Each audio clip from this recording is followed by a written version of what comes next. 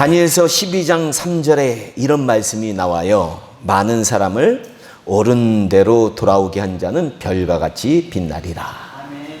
이것을 영적으로 해석해 보면요, 전도를 통해서 많은 사람들을 하나님께 돌아오게 한 성도들은 천국에서 별과 같이 빛나는 대접을 받게 될 것이다 라는 말씀입니다. 그러므로 오늘 우리 성도님들은 서로에게 좀 이렇게 인사했으면 좋겠어요. 전도에서 별과 같이 빛납시다. 천국 생각하면서 전도에서 별과 같이 빛납시다 라고 말씀하시면서 인사하겠습니다. 전도에서 별과 같이 빛납시다. 전도에서 별과 같이 빛납시다. 전도에서 별과 같이 빛납시다. 그러니까 늘 우리 마음속에 어떻게 하면 전도할까? 그렇죠? 부담감을 좀 느끼면서 살아야 돼요. 아니, 크리스찬인데 전도에 대한 부담감도 안 느끼고 사는 거는, 그거는 좀 문제가 있는 거예요. 전도에 부담감을 갖고 늘 누구를 전도할까? 어디 가서 전도할까? 어떻게 전도할까? 이런 부담감을 갖고 이제 주님께서 우리에게 주신 그 사명을 감당하는 저와 여러분들 다 되길 주님의 이름으로 축원합니다. 우리는 성경을 읽으면 읽을수록 성경은 많은 경우에 대조와 비교를 통해서 우리에게 진리를 알려주고 선택을 촉구한다라는 것을 알 수 있습니다. 쉽게 말하면요, 둘을 비교해서 둘 중에 하나를 선택하라 이렇게 촉구를 하고 있다라는 거예요. 예를 들어서 모세 같은 경우는 신명기에서 이스라엘 백성들에게 하나님께 순종하면 받는 복과 불순종하면 받는 저주들을 나열하고 비교해서 생명과 복과 사망과 화를 그들 앞에 두었으니 잘 선택하라고 신신당부를 했다라는 겁니다. 마찬가지로 우리 예수님께서도요, 공생애를 시작하시면서 광야에서 마귀에게 시험을 당하셨잖아요. 근데 이 상황을 통해서 우리에게 어떤 것을 선택해야 되는지 잘 알려주셨다라는 거예요. 육신의 떡과 영혼의 양식인 하나님의 말씀을 비교해 주셨고요. 그렇죠? 우리 육신의 떡만 추구하면 안 된다는 거예요. 자기의 능력을 과시하는 것과 하나님의 능력을 의지하는 것을 비교해 주셨고요. 마귀를 경배하는 삶과 하나님을 경배하는 삶을 비교해 주셨다라는 겁니다. 그렇습니다. 오늘 본문도 우리에게 두 가지를 비교하게 만든다라는 거예요. 자신의 이름을 드러내고자 하는 삶과 그리고 하나님의 영광을 위해서 살고자 하는 삶, 이 두 가지를 비교하게 만든다라는 겁니다. 그러니까 이 두 가지를 여러분들이 유념하시면서 오늘 말씀을 우리가 함께 나눌 겁니다. 먼저 본문에서 어떤 일이 일어났는지 우리가 살펴보도록 하겠습니다. 이 노아의 홍수 이후에 하나님께서는 노아와 이 노아의 후손들에게 창세기 9장 7절에서 이렇게 명령하셨어요. 너희는 생육하고 번성하며 땅에 가득하여 그 중에 번성하라. 즉 땅에 흩어져 충만해라 라는 그런 말씀을 하셨습니다. 그런데 오늘 본문에 보니까요, 노아의 후손들이 이 하나님의 말씀에 순종하지 않았다라는 거예요. 그들은 몰려다니면서요, 흩어질 생각은 안 하고 몰려다니면서 동방으로 옮겨가다가 시날 평지에 정착하게 되었다라는 겁니다. 이때 이 무리의 지도자가 누구였느냐 하면 니므롯이라는 사람이었어요. 이 사실을 추측할 수 있는 말씀이 어디에 있느냐? 창세기 10장 8절부터 이런 말씀이 나와요. 구스가 또 니므롯을 낳았으니 그는 세상의 첫 용사라. 그가 여호와 앞에서 용감한 사냥꾼이 되었으니 그의 나라는 시날 땅의 바벨과 에렉과 악각과 갈레에서 시작되었으며, 바벨에서 시작된 거예요. 그리고 그가 그 땅에서 아수르로 나아가 니느웨와 르호보딜과 갈라와 및 니느웨와 갈라 사이에 레센을 건설하였으니 이는 큰 성읍이라. 그렇습니다. 니므롯은요, 사람들에게 먹거리를 사냥해다 준 용감한 사냥꾼이었던 것 같다라는 겁니다. 당신은 홍수 직후라 땅이 황폐했기 때문에요, 식물의 열매만을 먹고 살 수 없는 그런 상황이었던 것 같아요. 그래서 하나님께서는요, 방주에서 나온 노아의 후손들에게 창세기 9장 3절에서 채소뿐만 아니라 모든 동물들을 그들의 먹을 것으로 주신다라고 말씀하셨다라는 겁니다. 이에 사람들은요, 이제 동물들을 사냥해서 먹거리를 구하기 시작한 거예요. 근데 이때 두각을 나타내는 사람이 누구냐? 바로 방금 전에 얘기했던 니므롯이라는 사람이 두각을 나타냈나 봅니다. 그는 용감한 사냥꾼이 된 겁니다. 그리고 노아의 후손들의 지도자가 된 것 같다라는 겁니다. 오늘날도 보면요, 이 원시 부족 이 사회들 있잖아요. 남미나 아프리카 같은 데 보면 이 원시 부족 사회에 보면 추장이 주로 무슨 역할을 하냐? 나가서 무리들을 이끌고 나가서 사냥을 해가지고 공동체 먹거리를 구해오는 역할을 해요. 당시도 니므롯이 그런 역할을 하다가 권력을 장악하고 결국에는 바벨과 그 인접 지역들의 인류 최초의 국가를 건설하게 된 것 같다라는 겁니다. 오늘 본문이 바로 그런 상황 속에서 벌어진 사건이다라는 거예요. 당신은 본문 1절의 말씀처럼 언어가 하나였다라고 합니다. 그래서 서로 의사소통이 쉬워서요, 니므롯을 중심으로 하나가 되어서 신할 평지에 정착하고요, 성읍을 만들기 시작한 거예요. 그런데 그들이 기억하고 있는 트라우마, 아픔이 한 가지가 있는데 그게 뭐냐? 대홍수 사건이에요.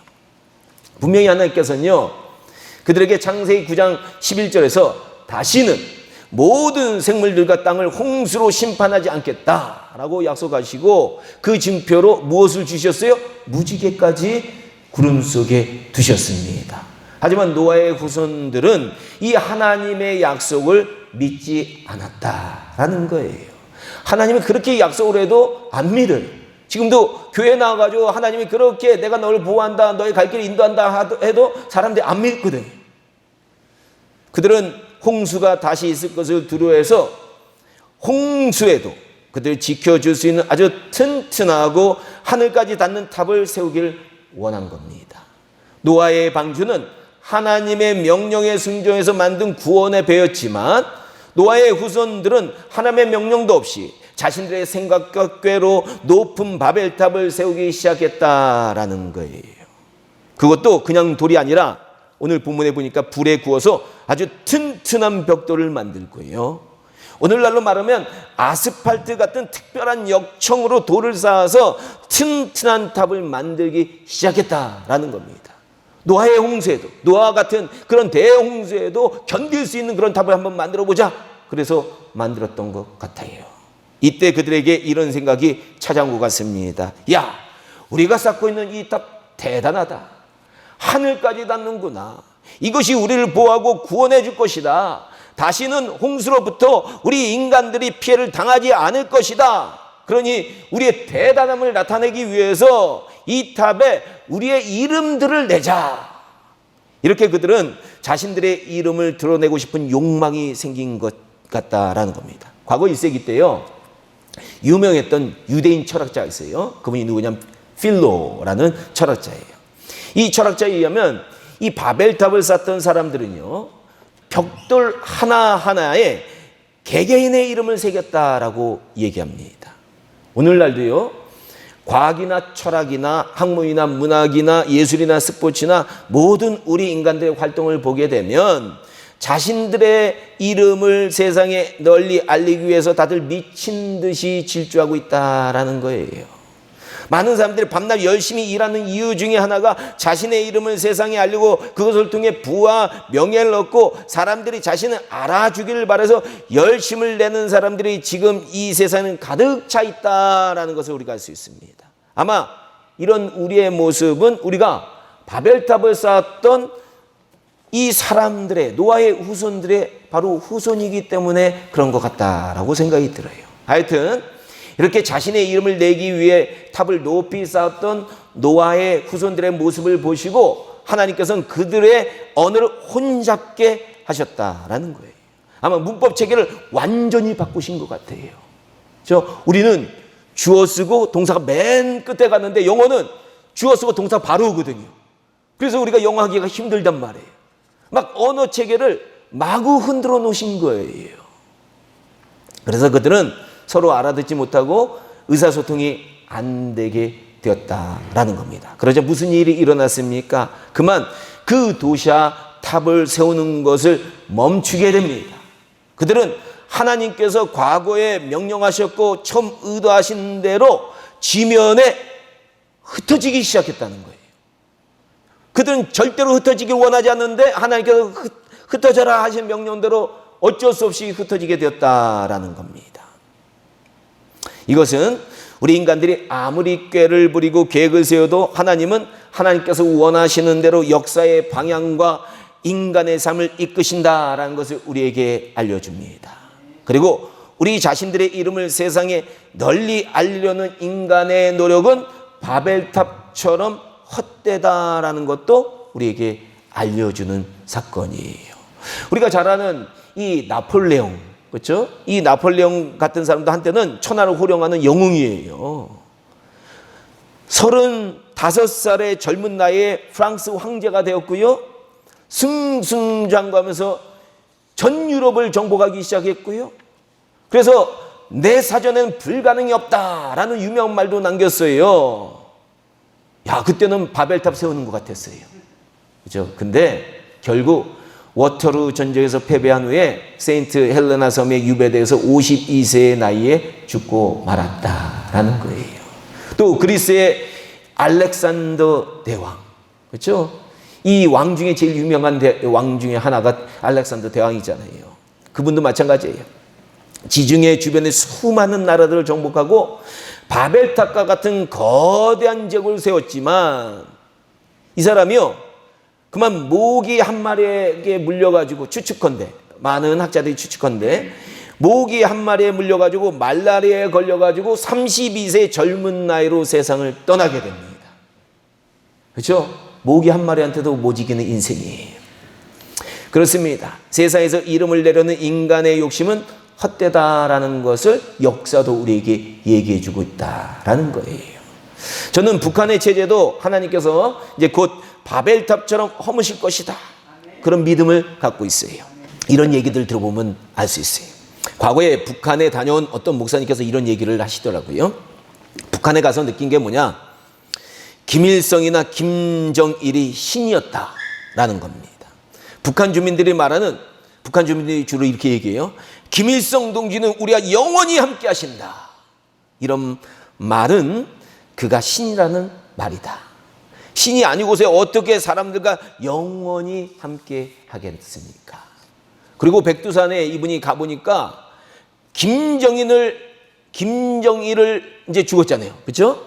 찬양하는 글씨가 바위를 가득 메워 있었다라는 겁니다. 그리고 산중에 우뚝 솟은 바위에는 김정일 봉이라는 글씨를 대문짝만하게 써놓았다라는 겁니다. 하나님이 만드신 자연에 인간의 이름을 붙여놓았다라는 겁니다. 그래서 이 목사님은 이런 북한의 모습을 보고 북한은 마치 바벨탑과 같다라고 말씀하셨습니다. 그렇습니다. 우리 인간이 쌓아놓은 바벨탑은 반드시 무너진다는 것 아셔야 돼요. 그러므로 북한도 하나님께서는 반드시 무너뜨릴 때가 온다라는 겁니다. 아마 김정은 때 무너질 확률이 높겠죠. 하나님께서 무너뜨리는 작업을 하고 계실 거예요. 그런데 우리 중에는 우리 같이 가진 것 없고 대단하지 않은 사람들이, 아니 어떻게 나 같은 사람들이 바벨탑을 짓겠습니까? 이 이야기는 나와는 상관이 없습니다 라고 생각할 수도 있습니다. 그러나 우리도 우리 삶을 깊이 살펴보면 나만의 바벨탑을 쌓고 있는 사람들이 너무나도 많다라는 거예요. 과연 우리는 우리의 바벨탑 어떻게 쌓고 있는지, 그것에 대해서 우리에게 좀 알려주는 얘기가 있어서 이 시간 또 한번 나눠보려고 그래요. 과거 기독교 역사 중에 성자라고 불렸던 프란시스코, 아주 유명한 분이잖아요. 이분이 수도원을 시작한 지 한 10년이 지나자마자 소문이 나서 전국에서 수천 명의 사람들이 수도원에 몰려들었다고 합니다. 그런데 사람들이 몰려들다 보니까 문제가 생기는 거예요. 어떤 문제가 생겨요? 사람들 사이에서 분쟁이 생기는데 음식 가지고 싸우고요. 자기가 많은 음식 많이 먹겠다고, 좋은 음식 먹겠다고, 더 좋은 옷 가지려고 분쟁하고요. 수도원에서 주는 옷, 아니 다 똑같은데, 저 다 똑같은 색깔의 옷을 입는데 그 중에서도 좋은 걸 입으려고 싸우는 거예요. 그리고 수도원 안에서도 좋은 지위를 얻으려고 다툼이 일어났다라는 겁니다. 이에 프란시스코는 그 수도원을 가장 거룩하고 가장 청빈한 수도원을 만들려고 부단히 했었지만 도저히 안 되는 거예요. 그래서 하루는 괴로워하면서 기도하고 있는데 갑자기 하나님께서 프란시스코에게 이런 말씀을 하셨다라는 겁니다. 프란시스코야, 내가 하나님이라는 것을 알고 너는 걱정하지 말아라. 내가 너를 택한 것은 모든 사람들 앞에서 너의 능력을 드러내고자 함이 아니라 내가 너에게 베푼 은혜를 드러내기 위함이다. 그들을 부른 것은 나다. 내가 나의 양떼를 지키고 풀을 뜯게 한다. 내가 목자고 내가 주인이다. 내가 할 일을 너는 걱정하지 말지어다. 이런 말씀하신 거예요, 갑자기. 이때 프란시스코는 이 하나님의 음성을 듣고 철저하게 회개했다는 거예요. 내가 수도원을 나의 소유로 착각했구나. 내가 내 능력으로 이 수도원을 이 세상에서 가장 거룩한 수도원을 만들려고 했구나. 내가 정말로 어리석었구나 라는 생각에 그는 하나님 앞에 회개하고 다 내려놓고 주님께 맡기기 시작했다는 거예요. 그랬더니만 그 수도원이 후에는 기독교 역사상 가장 지대한 영향을 미친 수도원 중에 하나가 되었다라는 겁니다. 맞습니다. 우리도 우리 삶 속에서 내 힘으로, 내 능력으로 내 자녀나 내 가정이나 내 일이나 내 사업체나 내 미래나 내 비전이나 내 공동체나 나의 교회를 멋지게 만들어 보려고 하고 있다는 거예요. 그래서 이 욕심이 하나님의 은혜가 아니라 나의 노력과 나의 공로를 드러내려고 할 때가 많다라는 겁니다. 그러나 프란시스코의 이야기는 하나님은 우리 사람들을 통해 하나님의 은혜를 드러내길 원하시지 우리의 능력을 드러내길 원하시지 않는다라는 것을 깨닫게 해준다는 거예요. 그러므로 우리는 늘 나의 삶이 하나님의 은혜를 드러내기보다는 내 능력이나 나의 공로를 드러내길 원하고 있는지를 점검해 봐야 될 줄로 믿습니다. 혹시 내 자신은 나만의 작은 바벨탑을 세우기를 원하고 있지 않은지 돌아봐야 된다라는 거예요. 어디에서 내가 바벨탑을 세우고 있는지. 그렇죠? 그렇습니다. 노아의 후손들은요, 바벨탑을 통해 자신의 이름을 드러내기 위해서 노력했는데 우리는 우리의 삶을 통해서 하나님이 우리 삶에 행하신 은혜를 드러내야 될 줄로 믿습니다. 바로 성경은요, 그런 삶을 하나님의 영광을 위하는 삶이다 라고 얘기하고 있습니다. 사도 바울은 고린도전서 10장 31절에서 유명한 말씀을 우리에게 남겨주셨어요. 그런즉 너희가 먹든지 마시든지 무엇을 하든지 다 하나님의 영광을 위하여 하라. 여러분들이 모든 것이 하나님의 영광을 위해서 하고 있는지 점검해 보라는 거예요. 그렇습니다. 노아의 후손들이 세운 바벨탑을 통해서 우리가 깨닫는 것은 우리의 삶은 우리의 이름을 위해서 살 것이 아니라 하나님의 이름과 그분의 영광을 위해서 살아야 한다라는 겁니다. 우리 성도님들은 자신의 삶을 돌아보건대 나의 영광을 위해서 살고 있는지 아니면 하나님의 이름과 그분의 영광을 위해서 살고 계신지 이 시간 깊이 돌아보시기 바랍니다. 사실 요새요, 미국이라는 나라가 과거처럼 존경스럽지 않은데, 과거는 많은 사람들이 미국이라는 나라를 존경했는데 요새는 별로 존경을 하지 않아요. 그 이유는 사람들이 변해가고 있는 거예요. 과거는 자신의 이름보다 하나님의 이름과 하나님의 영광을 위해서 살고자 하는 사람들이 미국에 가득했어요. 이런 얘기가 있어요. 과거 미국에 해리 아이언사이드라는 유명한 목사님이 계셨는데요. 이분이 어렸을 때 집이 너무나도 가난해가지고 양화점에서 구두 직공으로 일을 했다고 합니다. 그가 하는 일은 구두 모양으로 가죽을 재단해가지고요, 물속에다가 불리는 일이에요. 그리고 그것을 꺼내서 딱딱해질 때까지 망치로 1시간이고 계속 두들리는 거예요. 그러면 물이 이제 다 빠져가지고 좋은 가죽이 되고 그것을 구두 밑창에다가 못을 박아서 구두를 만드는 것이었다라고 합니다. 정말로 힘든 작업이었대요. 그런데 그가 어느 날 시내에 나가서 양화점을 보게 되었는데 그 앞을 지나가는데 마치 그 직공이, 그 양화점의 직공이 재단을 하는 걸 보았는데 그것을 물속에 넣었다가 꺼내더니만 자기처럼 망치로 1시간을 두드리지 않고 그냥 툴툴툴툴 털더니만 그것을 구두 밑창에 대고 못을 박는 모습을 보게 된 겁니다. 그래서 그는 그 구두 직공에게 아니 이렇게 쉽게 구두를 만드는 방법도 있습니까? 라고 물어보니까 직공이 이렇게 대답했다는 거예요. 구두를 힘들게 만들면 몇 켤레 만들 수 없으니까 빨리빨리 돈을 벌려면 대충대충 빨리 만들어야 됩니다. 이 이야기를 들은 해리 아이언사이드는 이런 방법도 있구나라는 생각을 하고 돌아와서 어린 나이니까 그렇죠 아직은 자기 양화점 사장에게 이렇게 얘기를 했다는 거예요. 사장님, 우리도 구두를 힘들게 만들지 말고 쉽게 만드는 것이 어떻겠습니까? 시내에 있는 양화점에 가보니까요 그렇게 만들어서 돈을 잘 벌던데요.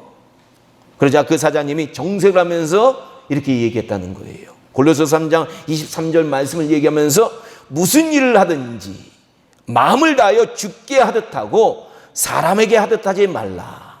무슨 일을 하든지 마음을 다하여 주께 하듯 하고 사람에게 하듯 하지 말라라는 말씀을 들려주면서요 어린 아이언사이드에게 이런 말을 했다는 겁니다. 내가 이 양화점을 운영하는 목적은 돈을 버는 것이 아니라네. 하나님께 영광을 돌리는 것이 그 목적이라네. 나는 내가 장차 예수님 앞에 설 때 대충 구두를 만들었느냐라는 질책을 받고 싶지 않네. 주님 앞에 설 때 착하고 충성된 종아, 너가 작은 일에 충성하였으니 내가 너에게 큰 일 맡기겠노라 하는 예수님의 칭찬의 목소리를 듣고 싶네. 이때 이 어린 아이언사이드는 충격을 받은 거예요. 그래서 그 사장님을 통해서 큰 깨달음을 얻고 자신도 하나님께 영광을 돌리는 삶을 살아야겠다라는 결심을 하고 나중에 미국에 큰 영적 도전을 주는 훌륭한 목사님이 되었다라는 겁니다. 그래서 이분이 무디 신학교에서 목회를 하셨는데 엄청난 목회를 하셨어요. 엄청나게 많은 사람들에게 영적 도전을 주셨어요. 그렇습니다. 과거 미국에는 이렇게 하나님의 영광을 위해서 살고자 하는 사람들이 넘쳐났다라는 거예요. 그래서 세계 사람들이 그날을 존경했다라는 겁니다. 그러나 지금은 상황이 달라지고 있는 거예요. 많은 사람들이 하나님의 이름과 하나님의 영광을 위해서 사는 것이 아니라 세상 욕심을 따라 자기의 이름을 내기 위해서 살고 있다라는 겁니다. 지금 미국은 많은 사람들이 자신의 바벨탑을 쌓아가고 있는 거예요. 그래서 서서히 그 바벨탑이 무너져 가고 있는데 그것을 모르고 있는 것 같아요. 그래서 옆에서 보는 우리는 미국사를 보면서 안타까울 따름이다라는 겁니다. 사랑하는 우리 선민교회 성도 여러분, 우리 한국 사회와 한국 교회는요 노아의 후손들처럼 나의 이름을 내고자 하는 사람들이 가득해지는 곳이 아니라 하나님의 이름과 하나님의 영광을 위해서 살고자 하는 사람들이 가득해지기를 소망합니다. 그래야만 하나님께서 우리 민족도 우뚝 세워주시고 우리 나라도 우뚝 세워주시고요 한국교회도 세워주시라 믿습니다.